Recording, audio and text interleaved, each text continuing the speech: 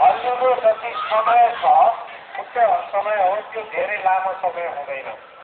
30 second 40 second 20 सेकेन्डदेखि लिएर भनौँ न 5-7 सेकेन्डदेखि 40 सेकेन्डसम्म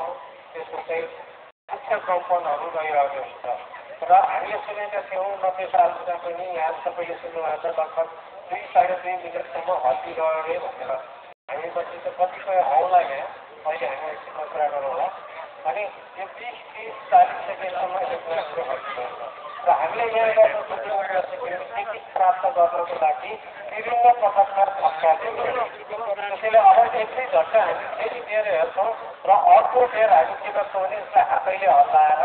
10-15 मिनटसम्मको लागि हल्लाउँदै जान्छ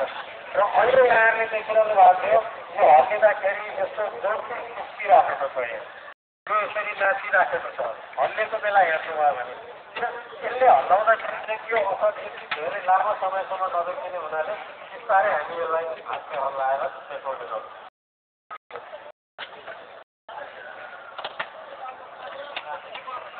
अब यहाँले एकदम ध्यान दिएर हेर्नु होला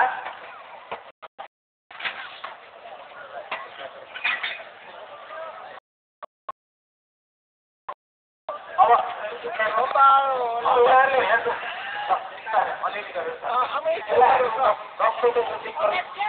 हल्लाएर हेरौँ हेर्नुहोस् घर आँटेको छ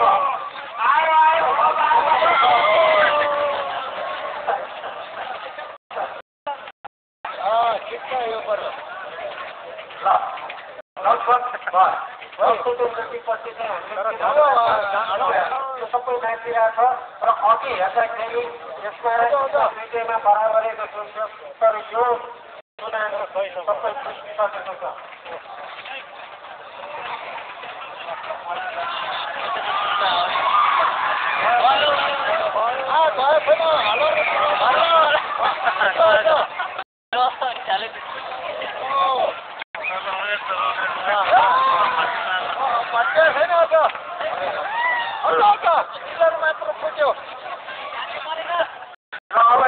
अब यतिको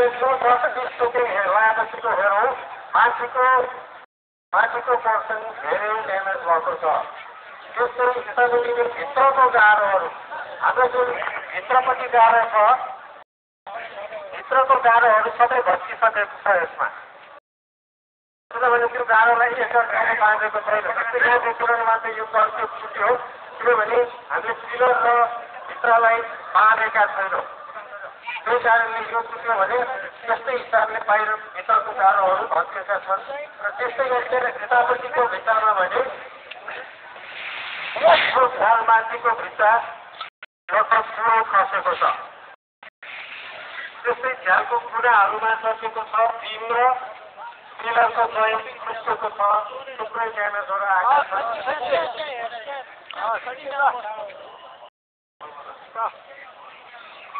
अब एकछिन बिस्तारै हल्लाएर हेरौँ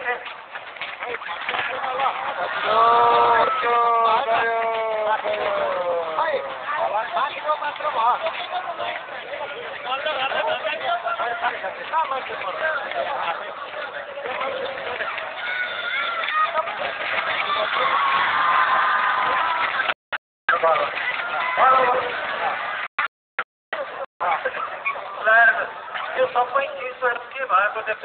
एकछिन बाहिर